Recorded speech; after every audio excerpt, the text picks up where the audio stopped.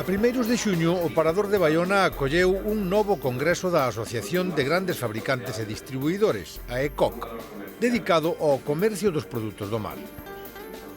Volve tras o parón da pandemia. Ademais de pescar ou criar o peixe, hai que vendelo. E aquí son os protagonistas os que tratan de todos os factores que inciden no mercado. Fundamental para que o traballo no mar sexa rendible.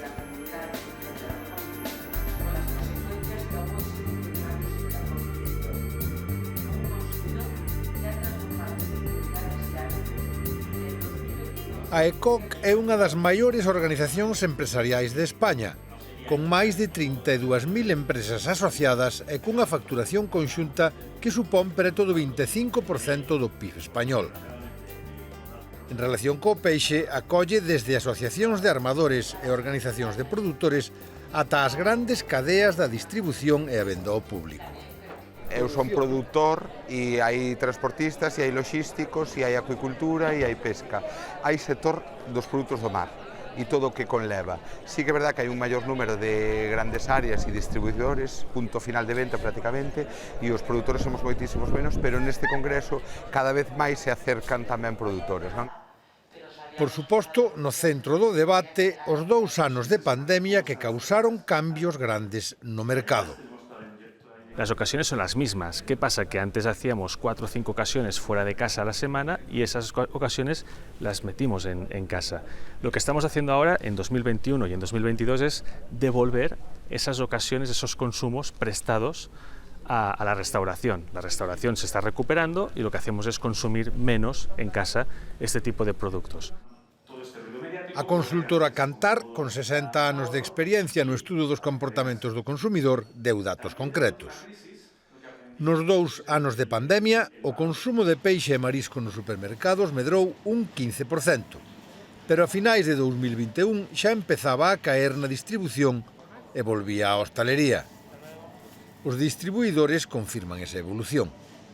Foron uns anos totalmente distintos, complejos, cambiou lógicamente os hábitos do consumidor. Nestes 3 anos pasamos 2 anos que efectivamente o consumo subiu no que é o supermercado, porque deixouse de salir fora, de ir á hostelería, entonces ese consumo que se facía na hostelería pasou a facerse a través do supermercado, a través da compra para consumir no hogar, e agora estamos volvendo o de antes, e a máis quizás un pouco incrementado por estivemos 2 anos sin sair, e agora a xente temos todos ganas de sair fora.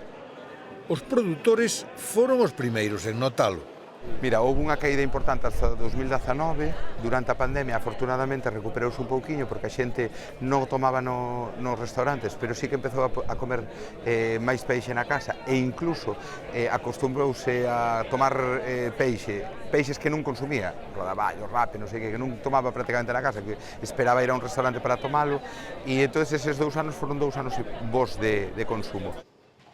Respecto dos meses pre-pandemia, os produtos do mar que máis medraron en vendas foron o salmón, 19,7%, a anchoa, o 16,9%, e a pescada, o 5,4%. Peixes e mariscos supoñen o 11,3% do gasto das familias en alimentación, o 8% en fresco e o 3% en conxelado ou procesado. Logo, a pandemia fixo medrar as vendas nos supermercados, cunha cota do 64% do mercado con respecto ás vendas nas peixerías especializadas, que caeron do 36% ao 30% de cota de mercado. E cos confinamentos aumentou o comercio de peixe a través da internet. pero ainda é moi cativo comparado co de outros alimentos. El tema es que en productos del mar y en pescados y mariscos hay un reto muy grande en vender este tipo de productos a través de Internet.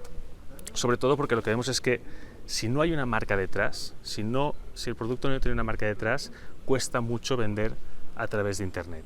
Porque al final el consumidor, la marca lo que le da es la confianza. Yo sé que si compro esta marca tengo una confianza determinada y si no, pues tengo que fiarme de quien me está vendiendo. Y aquí pues de momento lo que vemos es que las categorías que no hay marca detrás o que no hay mucha marca detrás venden mucho menos por Internet que las que hay. Y además que el consumidor español que conoce el producto, que conoce las variedades, en productos frescos todavía necesita ver y casi tocar el producto en el caso de que sea posible. E que motivos dá a xente para comer peixe? Faise moita propaganda do peixe como alimento saudable, e con razón. Pero o bo que sexa para a saúde non é o motivo principal. Predomina o pracer. Especialmente durante o tempo que estivo pechada a hostalería, moitos consumidores levaban peixe para a casa polo gusto. Pero segue a haber quen non o fai na casa porque dá que cociñar. Se o primeiro reto era aumentar o comercio pola internet, o segundo será presentar o peixe e o marisco como produtos prácticos, doados de preparar. Mellorar o factor que chaman os técnicos de conveniencia.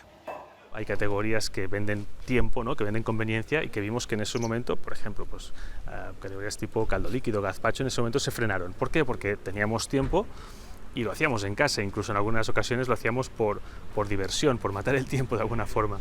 Ha sido volver a recuperar el ritmo en 2021 y sobre todo al principio de 2022, y cuanto más recuperamos el tiempo fuera de casa, más crece la demanda de productos que ofrecen conveniencia, ¿no? Y aquí es el segundo gran reto, creo, para la categoría, el cómo ofrecer conveniencia en la compra, en la preparación, ¿no? y en el consumo para que pueda crecer más esta categoría. E outra cousa, segue a ser a xente maior a que come máis peixe. Se á hora de pescar falamos do reto do relevo xeracional, no consumo de peixe parece que pasa o mesmo. Si a la gente joven no le damos esa comodidad y esa facilidad en preparar el producto para sus hijos y para ellos mismos, la tendencia va a ser a ir perdiendo volumen. Es verdad que ahora se está compensando porque aportamos más valor, se vende a un precio más alto y esto lo compensa, pero la tendencia de fondo es a ir perdiendo ocasiones de consumo. Y esto lo tenemos que revertir si somos capaces de enamorar a la gente joven. Actualmente, a maior parte dos grandes supermercados intentan prestar atención aos produtos locais nas categorías de fresco. O salmón e o bacallau noruegos triunfan en todo o mundo, en parte grazas á promoción que lles fan as empresas e a administración norueguesas, cousa que moitas veces se bota en falta cos produtos de aquí. Nós tamén creo que temos na costa aquí ao lado de nós produtos buenísimos, incluso para min que superan o salmón, produtos salvajes, de pesca salvaje, como pode ser a sardiña, a sarda, o xurel, a raya, moitos produtos que quizás están menos preciados, un mejillón, quizás está un pouco, entón eu creo que fai falta a nivel administración, más colaboración con todo o sector, darlles esa valoración, darlles e tal, para que o consumidor pense neles a hora de facer unha cena, unha comida ou tal, e que, oye, pues, axudamos a xente do mar, é un produto local, ahora que está tan de moda tal, creo que ten moitos beneficios. Este responsable do comercio de peixe con grande experiencia en Galicia considera que os selos de sostibilidade ou as ecoetiquetas están ben, pero cando son demasiadas, mesmo poden chegar a confundir o consumidor. Eu creo que perdemos un pouco o consumidor con tanta información, o sea, tanta información non clara para ele. Me parece moi ben que cada un, oye, defende que fai unha pesca sostenible, todo isto e tal, e que trate de... Pero creo que deberamos xuntar as forzas, por lo menos no que é todo Galicia, para todos xuntos impulsar o peixe e tamén clarificar todo este mundo de etiqueta, que está ben, a ecoetiqueta significa pesca sostenible, pesca en verde, pesca tal, pero deberamos ese mundo un pouquiño clarificado. Mais aló do programa oficial, o Congreso de AECOC Produtos do Mar converteuse nun punto de encontro obrigado para os profesionais do comercio do peixe, porque, a pesar de todos os avances telemáticos, non hai nada como poderse ver persoalmente. O importante é o networking que se genera como punto de encontro e además por eso tamén está este lugar, non? Porque é como unha isla nas que nos concentramos e todo o mundo ten disponibles para os cafés de compra ou aos distribuidores e entón, basicamente é iso. De feito, un montón de veces nos plantexamos cambiar de sede polo tema do freno que nos supón xa o límite de persoas que caben aquí e ao final todo o mundo entendeu que o objetivo non é ter máis xente, senón facelo aquí. Segundo datos manexados en Baiona, o mercado do peixe moveu no mundo uns 155.000 millóns de euros en 2021. España segue a ser un dos países con máis consumo de peixe per cápita de Europa, uns 27 kilos por habitante e ano. Pero nos 12 anos anteriores á pandemia, ese consumo caeu un 20%. Para o sector pesqueiro é fundamental reverter esa tendencia, e diso, como acabamos de ver, é do que tratan en Baiona as empresas que lle lo venden directamente aos consumidores.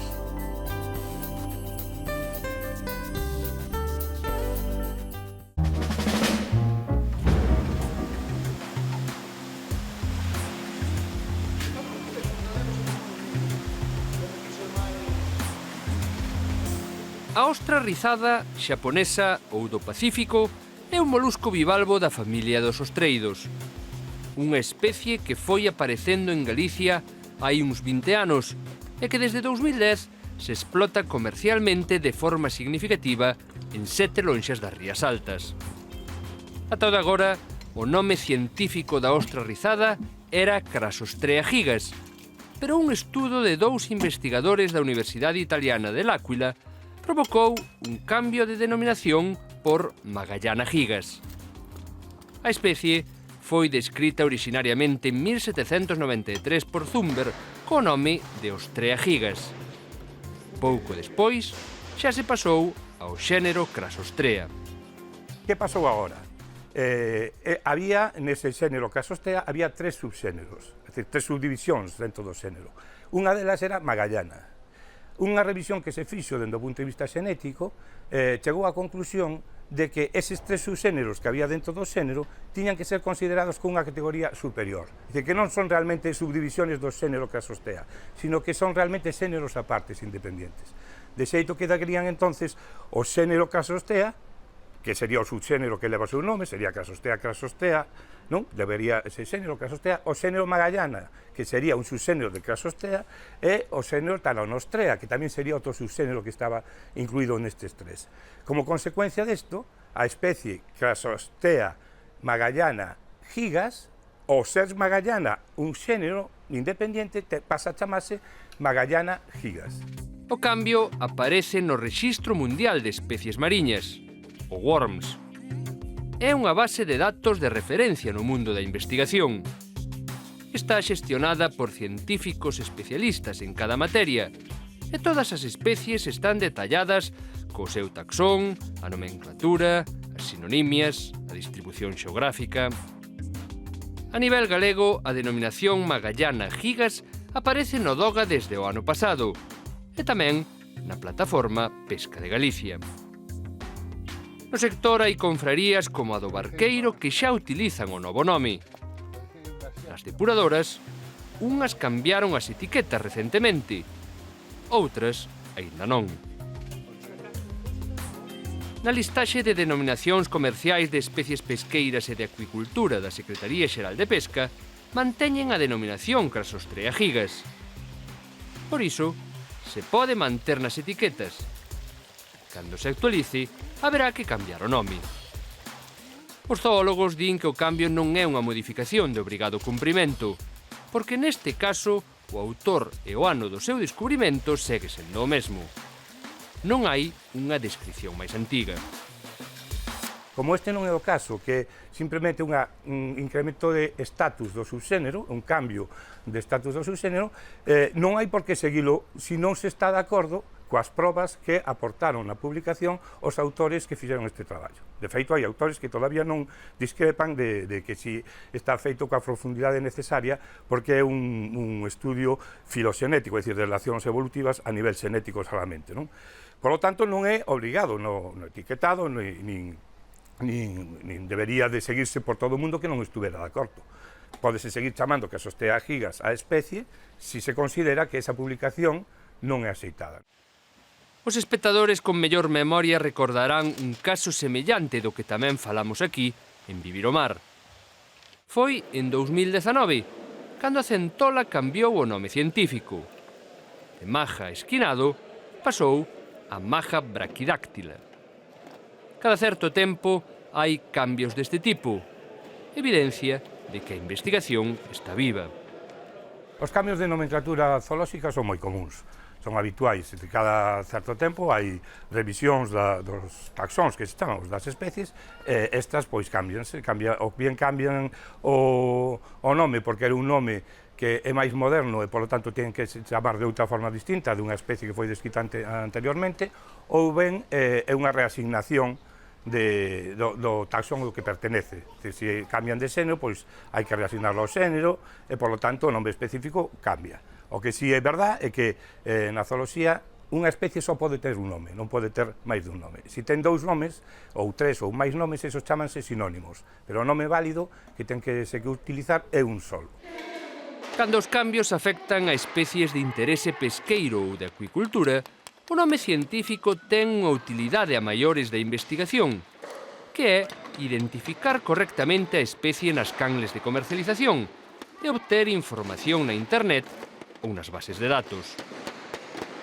Nos últimos anos, a ostra rizada foi colonizando as rías altas galegas de leste a oeste. Empezou na ría do Barqueiro aló polo 2010.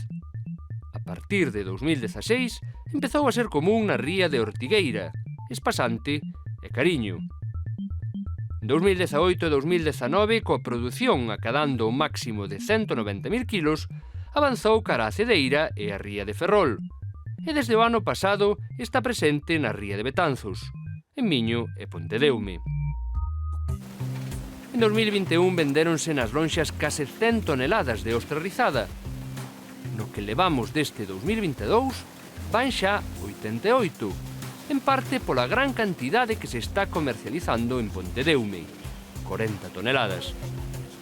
Estamos falando dunha especie propia de Asia, da costa do Pacífico.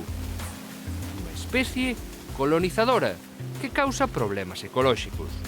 Si está considerada unha especie exótica invasora. Está nos catálogos que fixemos, por exemplo, no proxecto Life Invasacua, que fai referencia ás especies exóticas invasoras de auga doce e de esteiro, xa está recollida como unha especie, ademais é unha especie que cando produce unha explosión de población importante, mesmo é capaz de cambiar a estructura, de mudar a estructura física do hábitat. Pégase as rochas, e fai unhas costas importantes de cunchas, eso modifica completamente o lugar onde os organismos van colonizar eses substratos duros, non? E, por lo tanto, hai un cambio significativo na propia estructura. Agás de, despois, os efectos que ela, como especie filtradora, pode facer na materia orgánica en suspensión, no fitoplancton, etc.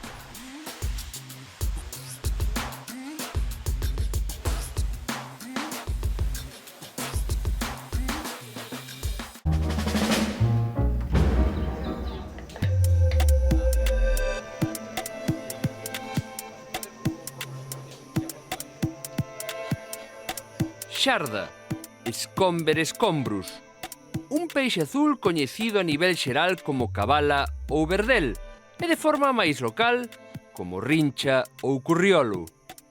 Na costeira participa o arrastre e o cerco, que fan uso dos seus cupos cando máis lles convén, e a frota de artes menores, que a pesca fundamentalmente nos meses de marzo e abril. As federacións provinciais reservan unha porcentaxe do cupo para a pesca accidental.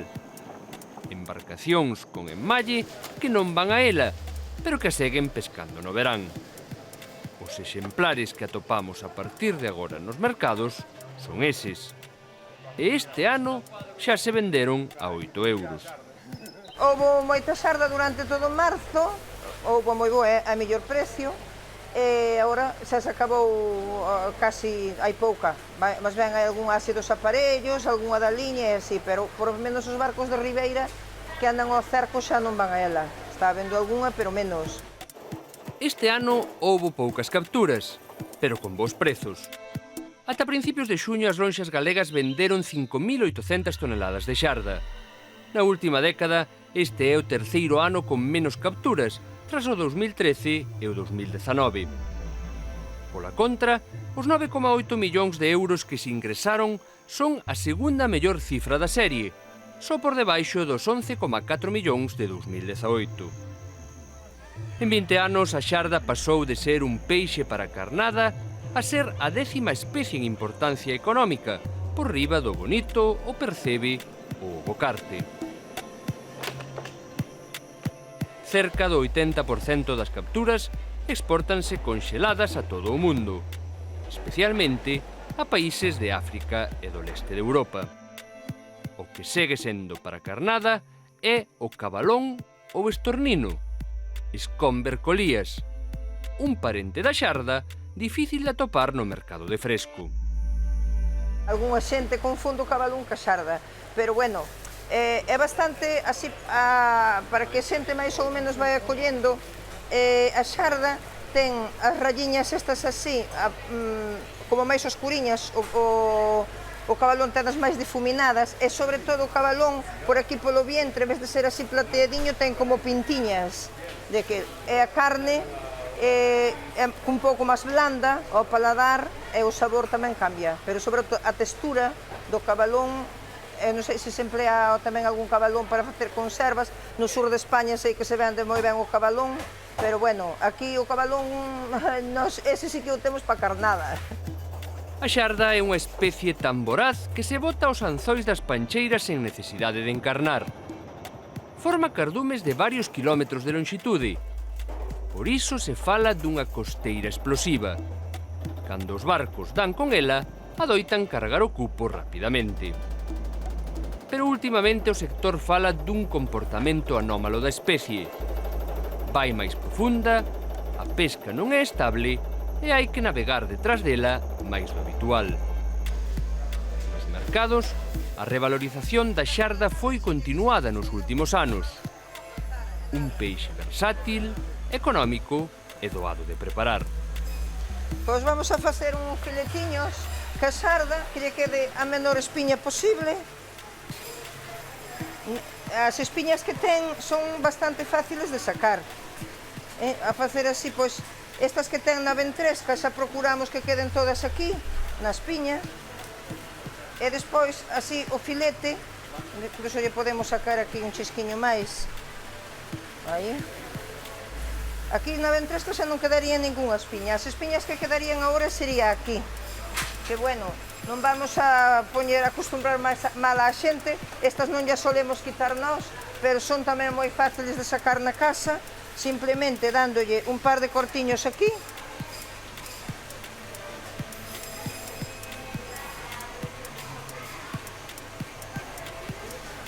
E tirando.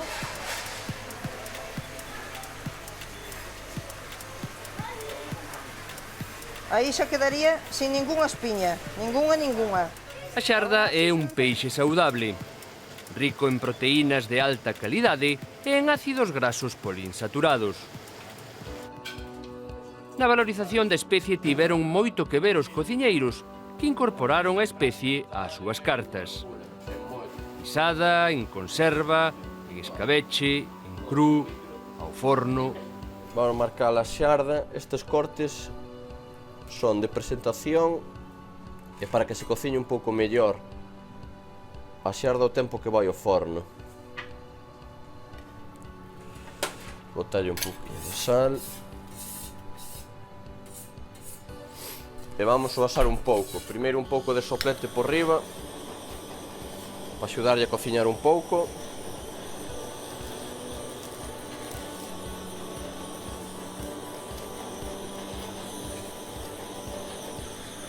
E ahora 2 minutiños de forno.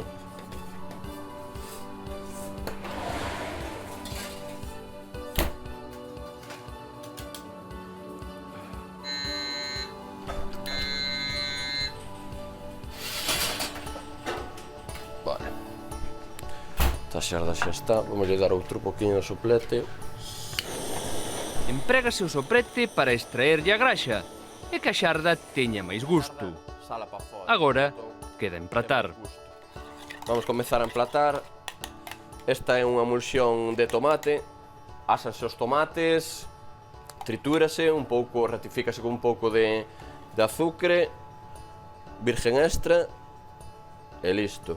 Non ten moita historia, isto podese facer na casa, vamos, sen ningún tipo de problema. Vamos a botar un poquinho de escabeche. Este escabeche está feito con vinagre do Ribeiro, que ganou varios anos o mellor vinagre do mundo.